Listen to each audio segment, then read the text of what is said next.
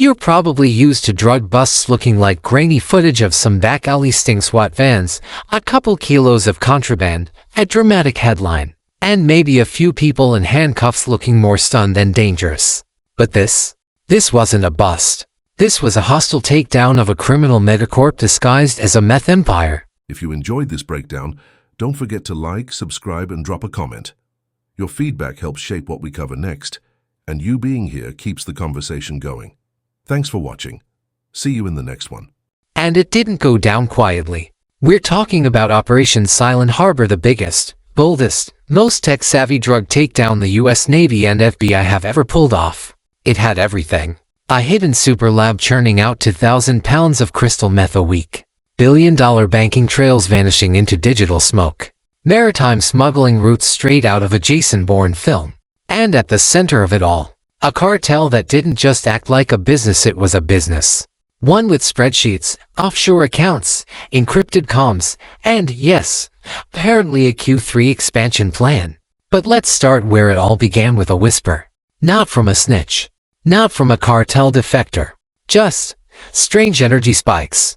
The kind of thing you only notice if you're tracking regional power grids.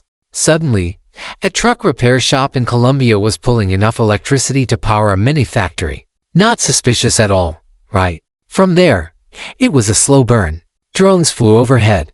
Thermal imaging confirmed something big was happening underground.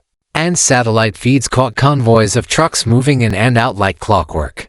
But no one could figure out what they were delivering until they did. And once they did, the clock started ticking. Inside this seemingly boring truck garage was a stainless steel meth super lab, cleaner and more high-tech than most hospitals. Fully automated, air-sealed, and connected to a network that stretched across 5 countries. This place wasn't just making meth. It was perfecting it. Engineers, not just street cooks, had designed the production line. The result? Pharmaceutical-grade meth, mass-produced like it was bottled water. And here's where things go from "ho" to "what the hell." The lab was just the start. The real beast was the infrastructure behind it. They had a financial network so advanced, the FBI had to bring in cybercrime specialists to even make sense of it. Money flowed through shell corporations in Panama, bounced into Hong Kong, and then scattered into private accounts across Venezuela, the Caymans, and back again. The cartel wasn't laundering money in the traditional sense. They were orchestrating global cash movement like a hedge fund on meth, literally. The encrypted devices they seized during the raid had more layers than a wedding cake. Passwords hidden in image metadata, multi-factor logins using facial recognition, and transactional logs so deeply buried in code, they needed AI just to translate it. And what did those files reveal? Shipping manifests, investment portfolios, surveillance blueprints, recruitment memos. They were recruiting chemists from universities, IT specialists from freelance job boards, logistics experts from actual shipping companies. The cartel had a talent pipeline, and they weren't targeting the usual suspects. They were hiring people who had no idea what they were getting into until it was too late. Just imagine landing a 6-figure remote gig and realizing 2 months in that you're actually optimizing a meth supply chain. Surprise! When the operation finally went hot, it wasn't just a raid. It was a military assault. On the ground, Colombian special forces breached the compound. Inside, the lab was so volatile that a single misplaced bullet triggered a chemical fire that nearly took down the entire unit. Backup teams in hazmat suits were rushed in while the lab burned like a hellscape out of a sci-fi movie. At sea, it was just as intense. The cartel had speedboats, literal narco vessels trying to outrun the Navy. Some of them were armored. Others had electronic jamming tech. One even tried to dump its cargo mid-pursuit. Too bad for them, surveillance drones had already locked in the GPS trail, and US Navy ships intercepted the drop zone before it hit international waters. Thousands of pounds of high-grade meth, floating in waterproof containers like some kind of narcotics Atlantis. And just when the cartel thought they could still salvage part of the operation, the FBI dropped the final blow. By the time the last encrypted servers were cracked open, what emerged was the blueprint of a multinational criminal enterprise. This thing had a business model, backup labs, contingency plans, investment strategies. They had literal pitch decks on how to expand into synthetic opioids next quarter. What kind of criminal mastermind sets quarterly goals? But the most haunting detail, the lab that got taken down. It wasn't the only one. Files referenced Red Site 2 and Facility Delta, which means there are more. Likely still operational. Likely still producing. This was not a decapitation strike. It was a disruption. A punch in the face, sure. But the rest of the body is still twitching. And you better believe it's adapting. And now, let's talk about the ports. Because if the encrypted intel is correct, and so far, every breadcrumb has led to gold. The cartel wasn't just using shipping routes. They were trying to buy the ports. Like, own them. Control the import and export process from the source. Because what's better than smuggling through customs? Being customs. That changes the game entirely. When a cartel can acquire the legal authority to skin cargo, issue clearance codes, and move freight with zero suspicion, it's checkmate. And that's the level of strategy we're talking about here. These guys weren't playing checkers in the jungle. They were playing for the chess in international boardrooms. The money, almost untraceable. The tech, basically Silicon Valley turned evil. The ambition, global. Not just dominance of the drug market but integration into world trade, policy, and power. This wasn't about making money anymore. This was about building an empire. And now, the government is playing catch-up. The US, Colombia, and a growing list of international agencies are drafting new task forces that combine military, financial, and cyber warfare strategies. Because that's what it's going to take. You can't raid your way out of this. You have to outcode, outhack, and outmaneuver a cartel that thinks like Amazon but moves like a ghost. So yes, Silent Harbor was a win. A big one. But also a reminder that the battlefield isn't what it used to be. It's not just alleyways and jungles anymore. It's data centers. It's server farms. It's investment conferences and maritime law loopholes. The war on drugs. That phrase is obsolete.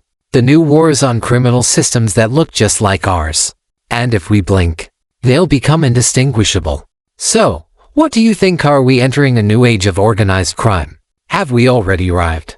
What's the next move when the bad guys have better tech than most governments? Drop your thoughts in the comments. Like if this completely shattered your idea of what a cartel looks like. Share this with someone who still thinks narcos are just guys in jungle compounds. And if you want more jaw-dropping stories like this, you already know what to do. Subscribe and buckle up. Because this is only the beginning. Let's not kid ourselves, this wasn't just a raid. It was a revelation. A peeling back of the polished, money-laundered curtain to reveal just how deep the rabbit hole goes. And the deeper it gets, the more it stops looking like crime and starts looking like commerce. Because what Operation Silent Harbor really exposed wasn't just a meth lab. It was an entire shadow economy, fully formed, globally connected, and terrifyingly efficient. The scale of this thing wasn't accidental. It was deliberate, strategic, and the only reason it came crashing down. A few anomalies in satellite data. That's it. The smallest digital glitch opened a door, and behind it, a $5 billion monster wearing a business suit. And listen, once you start seeing the signs, you can't unsee them. The front company in Colombia. It filed taxes. It had employee benefit packages. It was registered to a business registry so clean, it probably passed routine audits. The buildings were inspected. The trucks had commercial insurance. They had fire extinguishers. This wasn't criminal. It was compliant. Every inch of it scrubbed down, documented, and white-collar clean. Until it wasn't. Because buried under that front, a subterranean chemical factory. Sealed airlocks. Automated process lines. Meth quality that would make street dealers weep. All hidden in a structure that looked on paper like it was fixing brake pads. The more investigators dug, the more it became clear, this cartel had reverse-engineered the modern corporation. Not to launder crime through a business but to build crime as a business. Full stop. We're not talking about rogue operators or loosely affiliated thugs. We're talking departments. Teams. A literal organizational chart was found on one of the confiscated servers. And let me tell you, if you've ever worked in tech, it might look disturbingly familiar. Product leads. Regional logistics. Digital infrastructure. A whole risk management division. Yes, they had risk management. Imagine sitting in a Zoom meeting with your cartel boss and hearing, "Let's circle back on the encrypted container routes after lunch." That's the world we're in now. And here's where things get even wilder. Some of the people working for this operation had no clue they were part of a drug empire. Accountants hired on retainer, freelance web developers, logistics planners, translators, a shipping compliance specialist from Singapore who thought he was optimizing coffee exports. They were doing their jobs, clicking spreadsheets, managing Slack channels, never realizing the software they were updating was coordinating meth distribution across 5 continents. That's what happens when crime goes modular, compartmentalized, digitized. It stops looking like crime and starts operating like any other global business, just with slightly more cyanide. And we haven't even talked about the AI. Because yes, these people were using AI models to optimize their smuggling. Real-time route recalculations based on weather, customs delays, and maritime surveillance heat maps. Think Uber surge pricing, but for dodging the Coast Guard. Machine learning to determine the safest time to ship. Predictive analytics to anticipate law enforcement cycles. This wasn't cartel activity, it was logistical warfare. And they were winning. Until someone made a mistake. A route overlapped. A thermal signature pinged wrong. A drone spotted an out-of-place delivery. And just like that, a global network started to unravel. The raid, when it happened, had to be synchronized like a Swiss watch. Land forces breached the lab. Hazmat units secured the chemical stockpile. FBI agents swept in to preserve data before it could be wiped. Meanwhile, naval strike teams intercepted freighters mid-route, boarded vessels, and froze electronic bank transfers in real time. Imagine trying to manually shut down your offshore crypto wallet while an assault team is ziplining onto your deck. And even that wasn't enough. Because as one server was being unplugged, another was booting up halfway across the world. Some data was gone before agents could reach it, moved into the dark web, sealed under multi-tier encryption. Clues suggested that the cartel had a disaster protocol, a literal playbook to follow if a lab went down. Not a run and hide protocol. A relaunch plan, backups, redundancies, failover systems. One facility burned. Activate the next. One route blocked. Shift to a backup port. They were treating their enterprise like an IT network, and the product just happened to be narcotics. And here's the absolute kicker: during the raid, agents found printed training manuals, actual, spiral-bound guides for new hires, things like onboarding procedures for secure transfers and encrypted messaging best practices. There was even a handbook titled Maintaining Operational Anonymity. It had chapters. You can't make this up. The cartel had manuals. Think about how many people it takes to produce something like that. The writers, the editors, the designers, the printers, the binders. Were all of them in on it? Or were some of them just punching a clock, thinking they were working for a legitimate supply chain company? That's the scariest part. This operation was so clean, so corporatized, that plenty of people inside of it didn't even realize they were supporting a meth empire. It's a level of plausible deniability that makes prosecution harder, and detection even harder than that. Now imagine this scaled up. Imagine dozens of these operations, scattered across the globe, all using the same blueprint.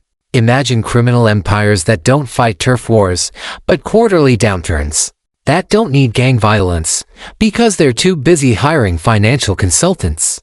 That's where we are. The bust was massive. No doubt. Lives were saved. Shipments were stopped. But if you're feeling any sense of closure, don't. Because this wasn't the end, it was just the curtain lifting. Now we know what these organizations look like. Now we know they don't wear masks.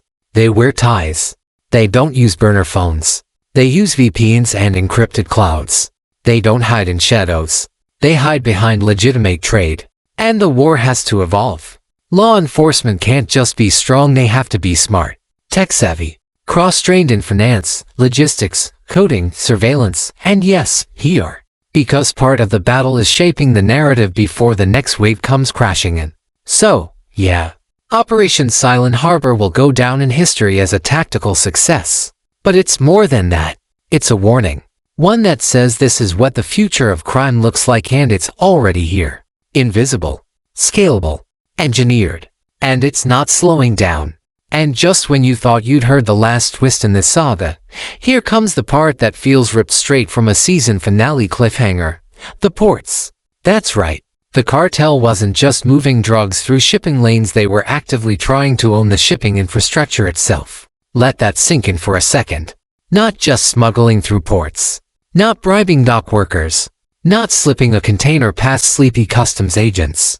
They were putting in bids, purchasing stakes, inking deals through shell companies to actually control the ports. Now, we're not talking about some tiny fishing dock. We're talking strategic, high-traffic international maritime ports. The kind that sees thousands of cargo containers pass through every day. The kind where no one questions a manifest because everything looks legal because, on paper, it is legal. When you control the entry point, you don't need to smuggle anymore. You just walk your product through customs wearing a reflective vest and holding a clipboard. It's not infiltration. It's integration. And the scariest part, no one even noticed. Not the governments. Not the port authorities. Not the private investors. Because these acquisitions were wrapped in layers of corporate babble, fake boards of directors, and investment trusts that looped through 5 different countries. Some of the companies used to buy these assets didn't even exist a year ago. They were built for this purpose, digital phantoms created to mask a criminal agenda.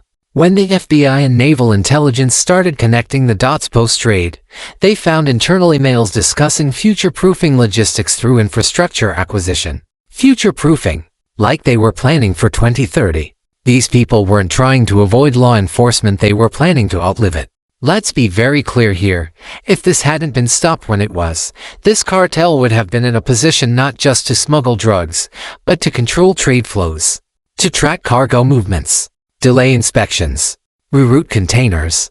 You don't need backdoors when you own the building. And that's the ultimate nightmare, isn't it? Not crime hidden in the dark, but crime that is the system, sanitized, documented, taxed, folded into quarterly earnings. That's not the future of organized crime. That's the present. And if this takedown didn't make that painfully obvious, I don't know what will. Let's not forget this entire empire was brought down by a coalition. The US Navy, FBI, Colombian Special Forces, cybercrime units, financial analysts, and maritime intelligence. That's what it took. Not one agency. Not one country. A multi-pronged, high-tech global alliance. And even that was almost too late. So where does this leave us? With a terrifying roadmap.